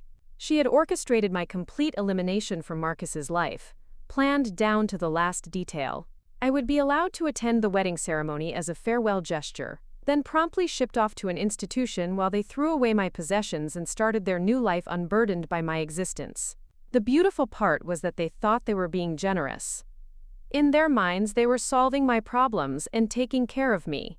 They had no idea that the pathetic, desperate woman they were manipulating was actually in a position to destroy their perfect plans with a single phone call. But I wasn't ready to make that call yet. I had 3 more days until the wedding, and I wanted to see how far this performance would go. I suspected that Serena had one more scene planned for me, something that would happen at the wedding itself, some final humiliation that would cement my place as the pitiful mother who'd been graciously tolerated until she could be properly disposed of. Saturday couldn't come fast enough. I was eager to see what kind of send-off they had planned for me. And then, when their performance was complete and I had a full picture of who they really were, I was going to give them a wedding gift they would never forget. The only question was whether they would appreciate the irony when they finally understood what they had lost. Saturday morning arrived with the kind of crisp October sunshine that made everything look like a painting. I woke up at 5:30, not from nerves but from anticipation. Today was the day I would finally show Marcus and Serena exactly who they had been tormenting for the past 3 years. Today was the day Elena Blackwood would stop being a victim and start being something far more dangerous, a woman with nothing left to lose and everything to gain. I had spent Friday evening preparing for this moment with the meticulous care of a general planning a military campaign. I'd visited my hairdresser, not the beauty school where I usually went, but Salon Bordeaux in downtown Millbrook, where I'd paid $200 for the kind of cut and color that belonged in their social circle. I'd purchased a new outfit, not from my usual department store, but from Nordstrom, where the sales associate had helped me select an elegant navy suit that cost more than I used to make in a month. Most importantly, I'd spent the morning at Benjamin Ashworth's office, signing documents and making arrangements that would change everything. The wedding ceremony was scheduled for 2 o'clock at St. Michael's Episcopal Church in Willowcrest, the same cathedral where Serena's parents had been married, and where generations of Blackthorne family weddings had taken place. I arrived 30 minutes early, knowing that punctuality would prevent Marcus and Serena from having any opportunity to change their minds about my attendance. I took a seat in the 3rd row on the groom's side, close enough to see everything but far enough back to avoid immediate notice. The church was already filling with elegantly dressed guests, Serena's family and friends, Marcus's colleagues from the consulting firm, and various members of Willowcrest society who treated weddings like performance art. When Marcus appeared at the altar with his groomsmen, I felt a pang of genuine emotion that caught me off guard. He looked handsome in his tailored tuxedo, confident and successful, and every inch the rising young professional he'd worked so hard to become. For just a moment I forgot about everything that had happened between us and remembered the little boy who used to help me make cookies on Sunday afternoons. Then Serena appeared at the back of the church, and the moment of nostalgia vanished. She was breathtakingly beautiful in her designer gown, a vision of ivory silk and lace that had probably cost more than most people's cars. Her veil was an antique family heirloom, her jewelry was real diamonds, and everything about her radiated the kind of effortless elegance that money could buy and breeding could polish. She moved down the aisle like a queen approaching her coronation, accepting the admiration of the assembled guests as her natural due. The ceremony itself was a masterpiece of traditional elegance. The minister spoke about love and commitment and the sacred bonds of marriage, while I sat in my pew and wondered if either Marcus or Serena had actually listened to the words about honoring and cherishing one another for better or worse. When they exchanged vows, their voices were strong and confident, promising to love each other through all the challenges life might bring. I almost laughed at the irony. They were promising to support each other through difficulties while planning to abandon the woman who had supported Marcus through every difficulty of his first 30 years. After the ceremony ended and the receiving line formed, I waited until most of the other guests had offered their congratulations before approaching the happy couple. Marcus saw me coming and I watched his face tighten with what looked like apprehension. "Mom," he said when I reached him, leaning down to give me the kind of perfunctory kiss on the cheek that acquaintances exchange. "You look nice." "Thank you," I replied calmly. "You both look beautiful. Congratulations." Serena turned toward me with her practiced smile, the one she used for photographers and unimportant relatives. Elena, I'm so glad you could make it to the ceremony. Wasn't it lovely? It was perfect, I agreed. Absolutely perfect. In fact, I'm so happy I was able to witness this moment that I have a little surprise for you both. Marcus and Serena exchanged a glance. Mom, we really can't accept any gifts, Marcus said quickly. We have everything we need, and you should be saving your money for the assisted living facility, I finished for him. Yes, I know. But this isn't that kind of gift. This is something I think you'll both find very interesting.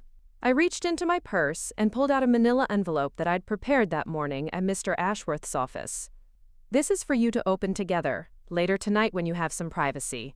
Consider it my wedding present to you both, a little insight into what your future is going to look like.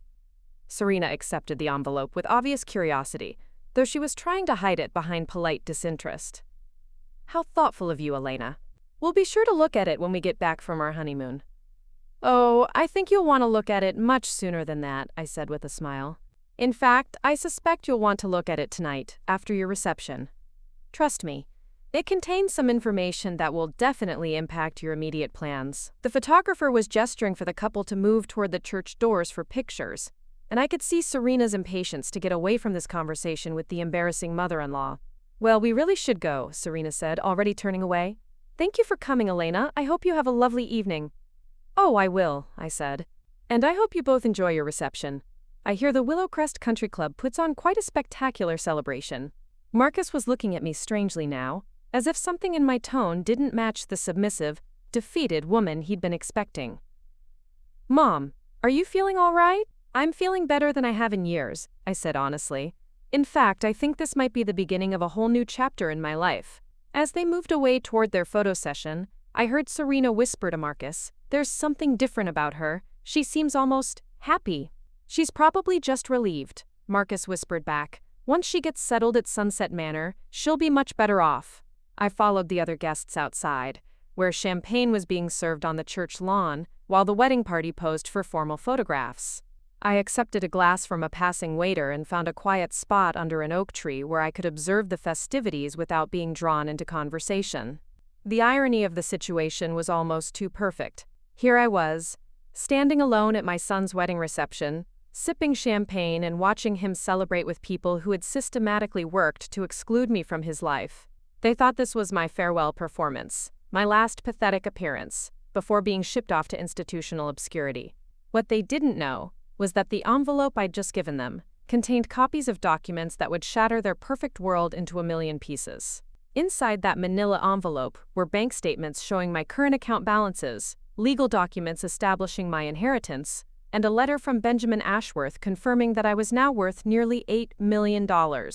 But more importantly, the envelope contained a copy of my newly updated will, the will that left everything, every single penny of Elena Vasquez's gift to me, to charity. The will that specifically disinherited Marcus, due to his abandonment of his mother during her time of need, and his willingness to institutionalize her rather than provide basic family support.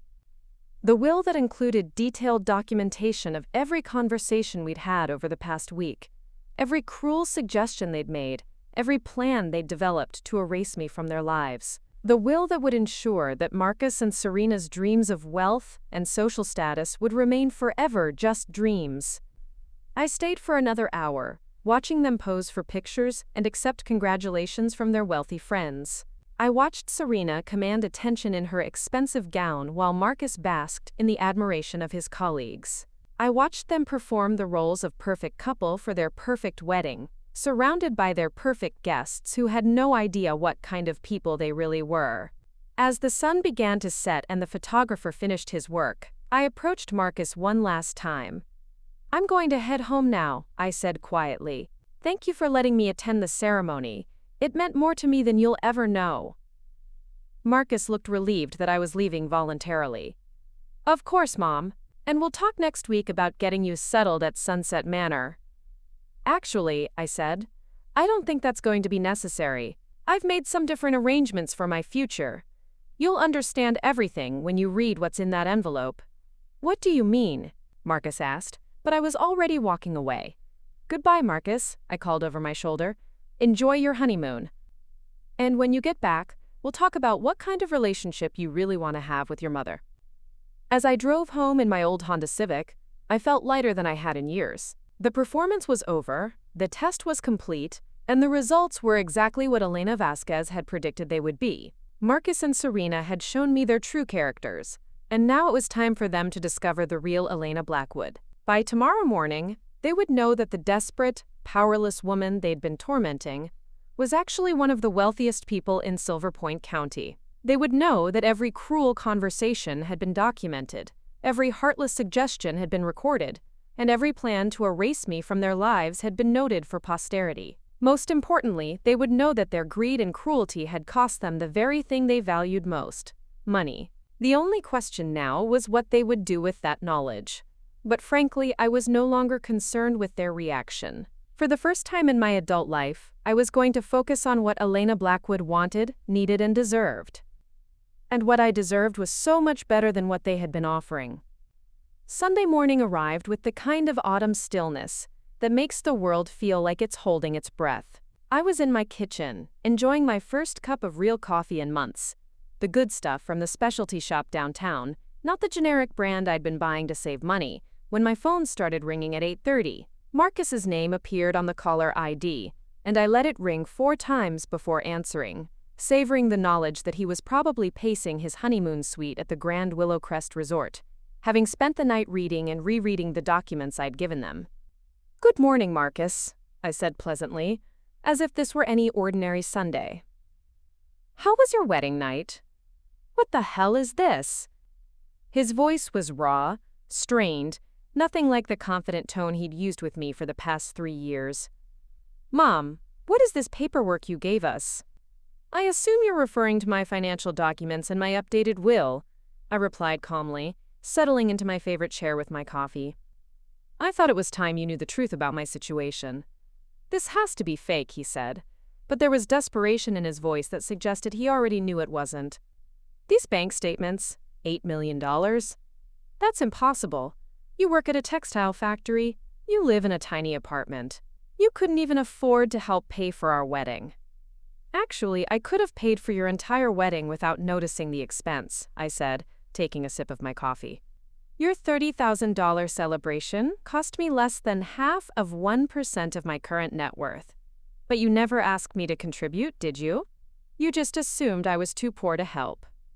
The silence on the other end of the line was deafening. When Marcus finally spoke again, his voice had dropped to a whisper. "Where did this money come from?" "Elena Vasquez left it to me when she died," I explained patiently. "You remember Elena, my friend from work? The woman whose funeral you were too busy to attend? She inherited some valuable property and won the lottery just before her death. She left everything to me because she said I was the closest thing to family she had." $8 million, Marcus repeated, like he was trying to make the number real by saying it aloud. "You've had $8 million this whole time, and you let us believe you were desperate and homeless?" "Not quite," I corrected. "I received the inheritance 3 weeks ago, right around the time you suggested I move into assisted living, rather than burden you with a $4,000 medical bill. I thought it would be interesting to see how you and Serena would treat me when you believed I was completely powerless." I heard him take a shaky breath. "The medical bills. You lied about needing money?" "I never lied about anything," I said firmly. "The medical bills are real, though obviously they're no longer a problem for me. My request for help was real too. What I wanted to see was whether my own son would help his mother in what he believed was a genuine crisis, or whether he'd try to warehouse me in an institution instead." "Mom, you have to understand." "Oh, I understand perfectly," I interrupted. "I understand that when you thought I was broke and desperate, you were willing to ship me off to Sunset Manor rather than loan me money I could have easily paid back. I understand that Serena planned my complete elimination from your life down to the last detail, including throwing away my possessions while I was safely locked away. I understand that both of you saw me as a problem to be solved rather than a person to be loved." Another long silence. Then, "The will. You can't be serious about this. You're really going to leave everything to charity?" "Why shouldn't I asked. "You've made it very clear that you don't want me in your life. You were planning to cut all ties with me anyway. I'm simply respecting your wishes and making sure my money goes to people who might actually appreciate it. But I'm your son, Marcus said, and for the first time since this conversation began, he sounded like the little boy I remembered.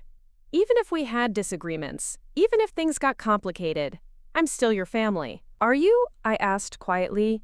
Because for the past week, you've treated me like a stranger you couldn't wait to get rid of. When I came to you desperate and scared, asking for help, you responded by trying to convince me to sign away my independence.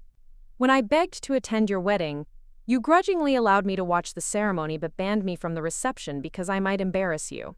That wasn't. We were trying to protect you. You were trying to protect yourselves, I said sharply, from the embarrassment of having a poor mother, from the inconvenience of dealing with my problems, from the social awkwardness of explaining my presence to your wealthy friends.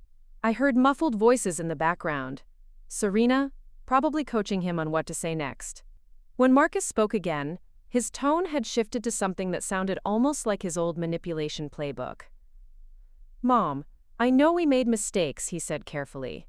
Maybe we didn't handle everything perfectly, but you have to understand the pressure we were under with the wedding planning, and Serena's family has certain expectations.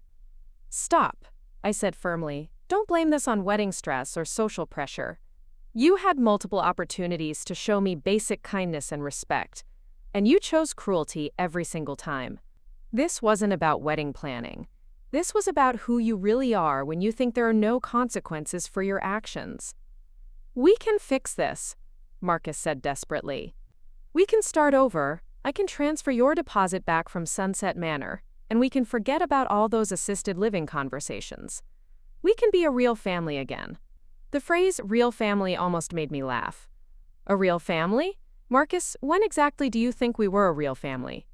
When you were standing by while Serena publicly humiliated me at restaurants. When you were excluding me from your social events because I wasn't sophisticated enough. When you turned me away from your apartment while I was sick and desperate. I know I made mistakes. These weren't mistakes, I interrupted. Mistakes are accidents. Errors in judgment. Things you do without thinking. What you did was deliberate and systematic. You and Serena spent 3 years working to erase me from your life, and you finally succeeded. The only thing you didn't count on was that the woman you were erasing might have other options. I heard Serena's voice more clearly now, and she sounded furious. Let me talk to her, she was saying. Let me handle this. No, I said, speaking loud enough for her to hear. I think I've heard enough from Serena. She's already told me exactly what she thinks of me and exactly what role she planned for me to play in your marriage. I have it all documented, by the way. Every conversation, every cruel suggestion, every plan to eliminate me from your lives. You recorded us? Marcus asked, his voice sharp with panic. I took detailed notes, I clarified. Time, date, location, and exact quotes of every conversation we had over the past 3 weeks. It's all included in my will as justification for the disinheritance clause. Future lawyers will find it very illuminating reading. The phone went quiet for so long that I wondered if they'd hung up. Finally, Marcus spoke again, and his voice was small and defeated. What do you want from us?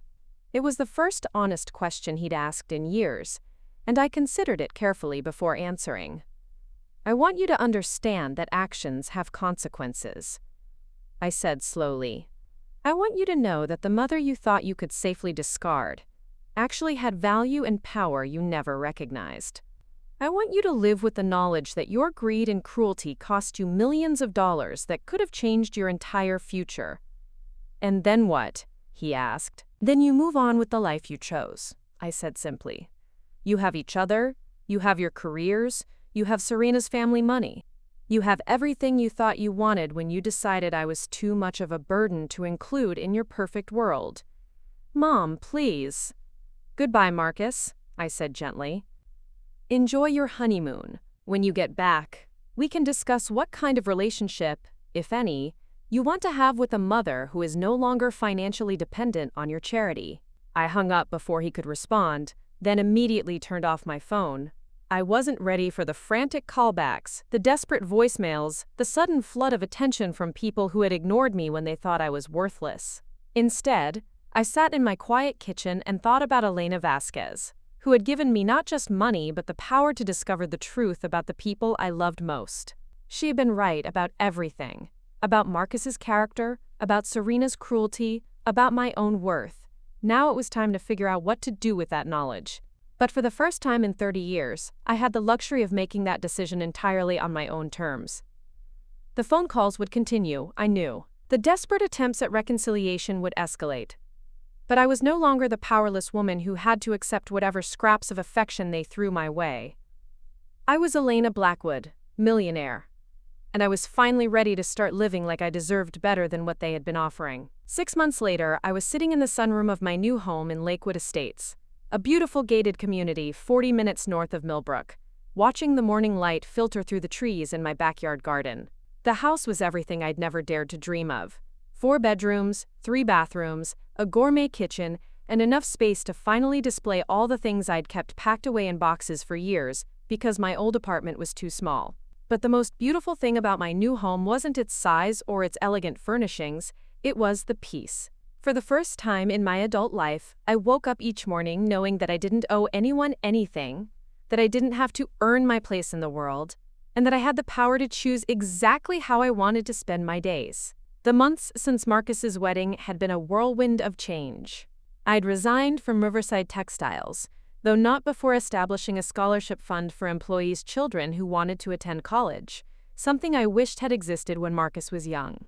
I'd sold my old apartment to Mrs. Chen's daughter and helped Mrs. Chen renovate the bakery with new equipment that would make her work easier. I'd also kept my promise to Elena Vasquez's memory by establishing the Elena Vasquez Foundation for Working Mothers, which provided emergency financial assistance to single mothers facing unexpected crises. Every month, I received thank you letters from women who'd been able to keep their children fed or avoid eviction because of Elena's gift.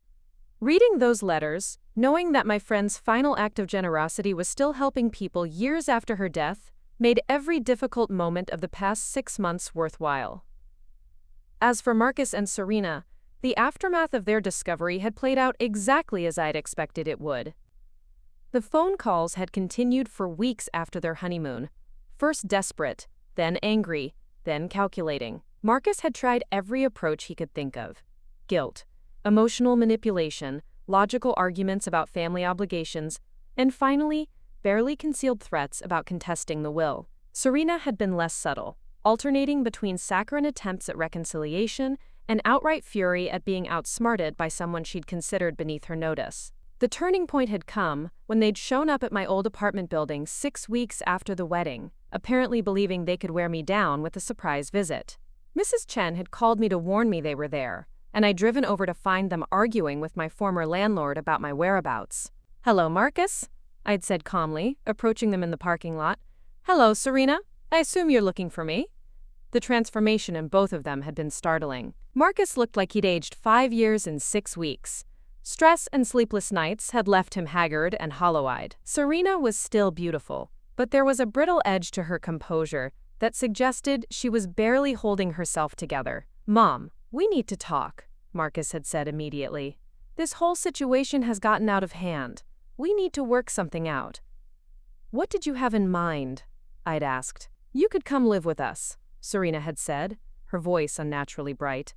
"We've bought a beautiful house in Maplewood Heights, 5 bedrooms, plenty of space.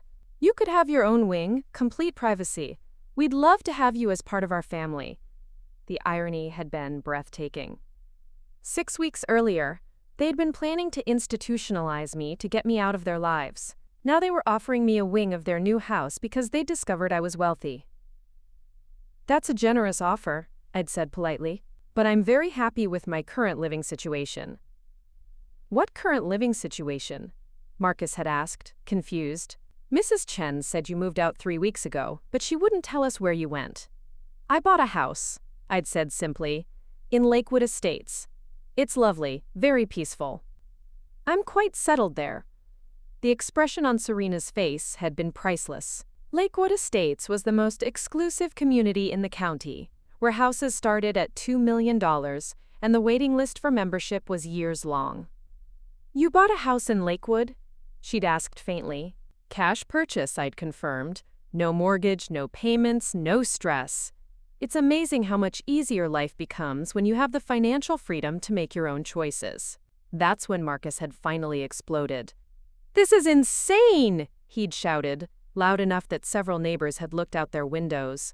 "You're my mother! You can't just write me out of your life because we had some disagreements about your living situation." "I didn't write you out of my life," I'd corrected calmly. "You wrote yourself out when you decided I was too much of a burden to deserve basic kindness and respect. I simply accepted your decision and planned accordingly." "We were trying to help you," Serena had protested. "Everything we suggested was for your own good." "No," I'd said firmly. "Everything you suggested was for your own convenience. You wanted me out of the way so you could start your perfect marriage without the embarrassment of Marcus's poor mother. The assisted living facility, the isolation from your social events, the plan to dispose of my possessions. None of that was about helping me. It was about erasing me." The conversation had continued for another 20 minutes, growing more heated as they realized I wasn't going to be manipulated into changing my will. Finally, Serena had shown her true colors one last time. "You know what?" she'd snarled, her composure finally cracking completely. "Keep your money, we don't need it. Marcus has a successful career, and my family has plenty of wealth. We'll be fine without your charity." "I'm sure you will," I'd agreed pleasantly. "You're both intelligent, capable people. I have complete confidence in your ability to build the life you want through your own efforts." That had been the last time I'd seen them in person, though I'd heard through Mrs. Chen's network of neighborhood gossip that their financial situation was more precarious than Serena had let on. Apparently their house in Maplewood Heights was heavily mortgaged. Marcus's salary was substantial but not enough to support their expensive lifestyle, and Serena's family money came with strings attached that made it less accessible than she'd implied. They were learning what millions of people already knew, that being comfortable and being wealthy were two very different things, and that the difference between them often came down to the relationships you maintained and the choices you made about how to treat the people who loved you. 3 months ago, I'd received a letter from Marcus, not an email or a phone call, but an actual, handwritten letter that had clearly taken him considerable time and thought to compose. In it, he'd apologized for his behavior and acknowledged that he'd treated me badly. He'd asked if there was any way we could rebuild our relationship, promising that things would be different if I gave him another chance. I'd written back, thanking him for his apology and telling him that I was willing to consider a relationship based on mutual respect and genuine affection. I'd also made it clear that my will would remain unchanged, not as punishment, but as protection for both of us. I wanted to know that any relationship we built would be based on love rather than financial expectations. We'd been exchanging letters ever since, slowly and carefully exploring the possibility of reconnecting as two adults who were finally honest about their motivations and limitations. It was tentative and fragile, but it felt more real than anything we'd shared in years. As for Serena, I'd heard nothing from her directly, though Marcus had mentioned in his letters that she was struggling to adjust to the reality that I would never be the compliant, grateful mother-in-law she'd expected to control. Sitting in my sunroom that morning, surrounded by the life I'd built for myself at 64, I thought about the lessons Elena Vasquez had taught me through her final gift. Money, I'd discovered, wasn't really about buying things, or even about security. Money was about choices. The choice to live with dignity, the choice to set boundaries, the choice to demand the respect you deserved. But more importantly, Elena's inheritance had taught me that my worth as a person had never been dependent on what others thought of me or how they chose to treat me. I'd spent 30 years trying to earn love from people who were never going to value me properly, accepting crumbs of affection because I believed that's all I deserved. Now I knew better. I knew that real love didn't have to be earned through sacrifice and self-erasure. I knew that respect wasn't something I had to beg for, from people who were supposed to care about me. And I knew that my own happiness and peace of mind were more important than maintaining relationships that required me to make myself smaller. The sun was setting over my garden as I finished writing in my journal that evening, recording another day of the life I'd chosen for myself. Tomorrow, I planned to visit the foundation office and review applications from women who needed emergency assistance. Next week, I was scheduled to have lunch with Mrs. Chen at her newly renovated bakery. And next month, if our correspondence continued to go well, I might invite Marcus to visit my new home. Well, Leila. For the first time in my life, I was living entirely on my own terms. And it turned out that those terms were pretty wonderful. The girl I'd been at 25, struggling to raise a baby alone while working multiple jobs, could never have imagined that life would eventually give her this gift. The gift of finally understanding her own value and having the power to protect it. But Elena Vasquez had seen something in me that I'd never seen in myself, and her final act of friendship had been to make sure I finally got the life I'd always deserved. Sometimes the greatest inheritance isn't money at all. Sometimes it's the permission to finally start living for yourself. Up next, you've got 2 more standout stories right on your screen. If this one hit the mark, you won't want to pass these up. Just click and check them out.